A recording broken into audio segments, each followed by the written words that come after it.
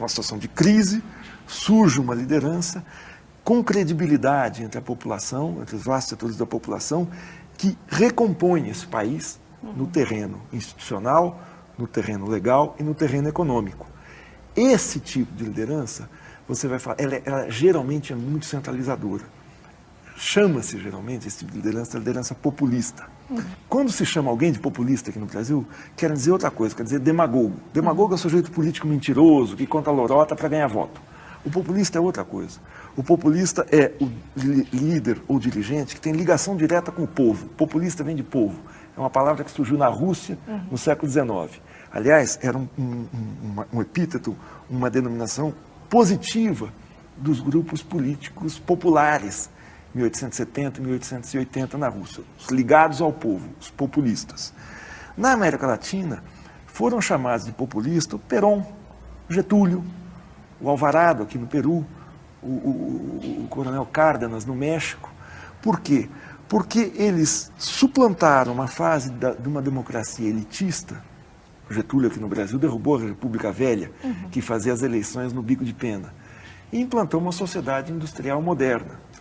O líder populista pode ter contornos autoritários, mas aí qualquer liderança tem contornos autoritários. O De Gaulle era um homem militar, tinha contornos autoritários. Temos que mexer com determinados ícones do pensamento que se fez valer no pós-64 como um pensamento progressista, moderno, novo e que estava enterrando o chamado populismo dos anos pré-64, quase que agradecendo a tese do Wefort da teoria do populismo, que tem muito a ver com a teoria do autonomismo, que eu já vou falar, onde a Chauí se envolveu, mas não só ela, na USP, quase que agradece o colapso do populismo finalizado por uma intervenção militar. Claro que não é explícito, mas leia o texto do Wefort. É quase que um alívio. 64 terminou o colapso, teve o colapso do populismo, aquele câncer que a sociedade tinha, que enrolava as massas, que fazia com que as massas não tivessem a sua autonomia, que enganava as massas, e fazem e constroem essa teoria do populismo e a do autonomismo na defesa dessas massas, na sua autenticidade, na valorização do sujeito político. Cuidado com a discussão do sujeito. Ela é profundamente liberal e individualista. Ela não é revolucionária. A liberdade do sujeito, que substituía modernamente, dentro dos novos paradigmas das ciências sociais pensadas a partir de 1968, e é nessa que todos os nossos cursos de ciências sociais foram reprojetados no mundo, não foi só aqui, que era assim, precisamos deslocar esta centralidade no operário para fazer valer o sujeito autônomo, político e livre, que faz a história.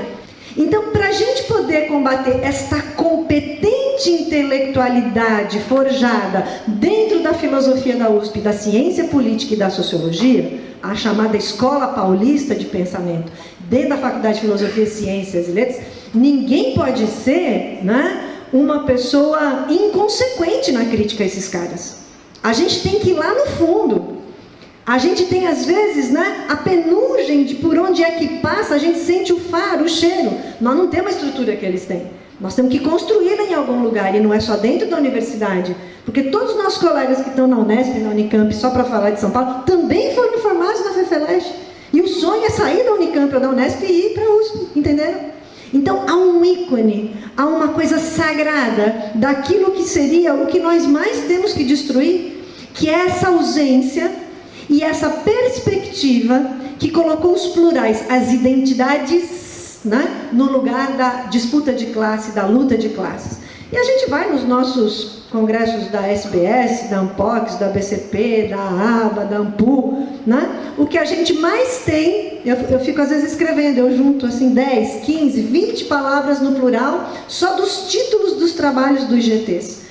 Todos absolutamente absorvidos por essa ideologia do ser e do nada, cuja terminologia charmosa, é gostosa de falar, Você fica dizendo das identidades, das etnias, dos feminismos, dos marxismos, no plural. Por quê? Porque o erro da esquerda do pré-64 foi conduzir equivocadamente as massas, manobrando-as, manipulando-as. Então, em nome de não se manipular, eles entram nos anos 80, que é a teoria do autonomismo, e que o Herder Sader, dentro do PT, era de uma tendência que criou uma revista, na qual Marilena Chauí escreveu muito, que foi a Desvios. Uma intelectualidade que diz que não tem que guiar a classe operária e produz uma teoria, que é a do populismo e a do autonomismo, que guia a classe operária para o nada.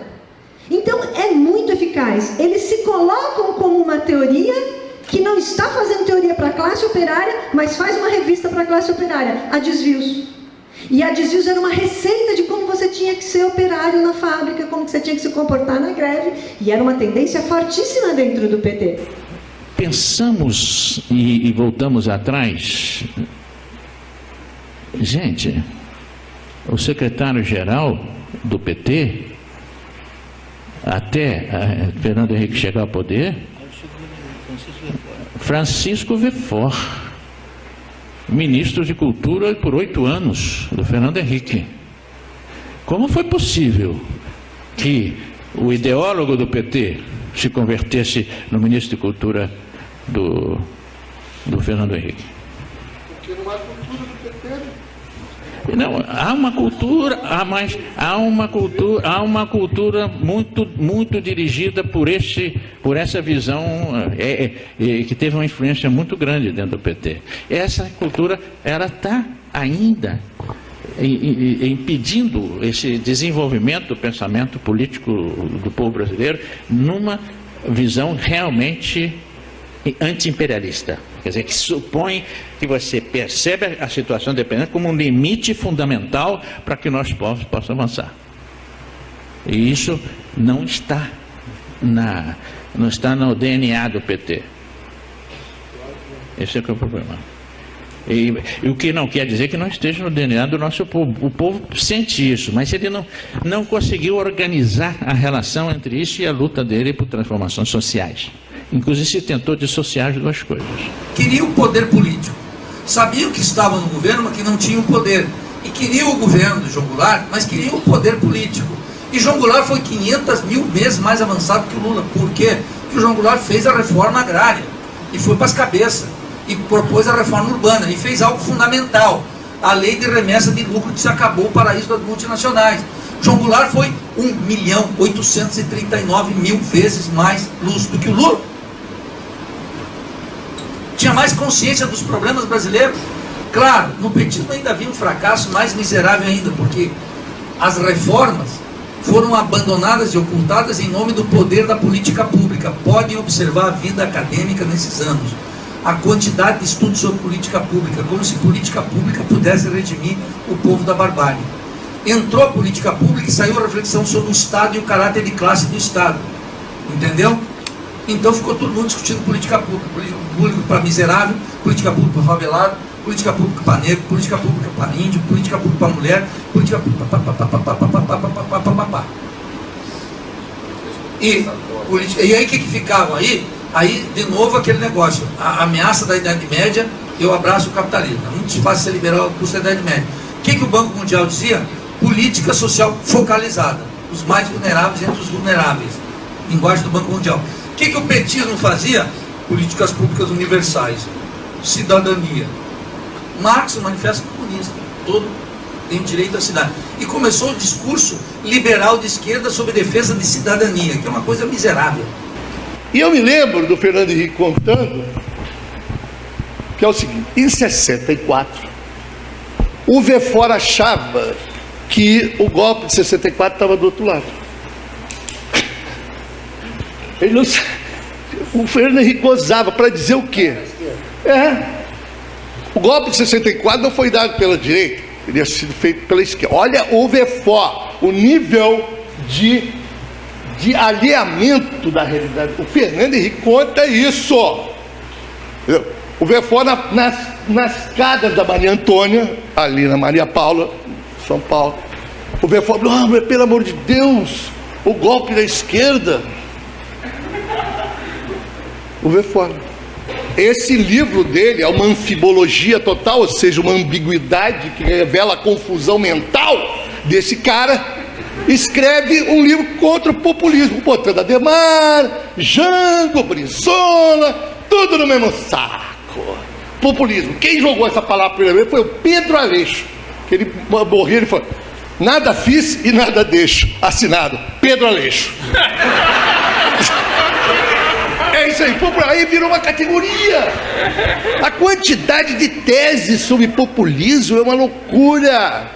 O Brizola está no final, eu como populista, ele incorporou, eu como caudilho, posso dizer que este Nilo Doriques está costeando alambrado.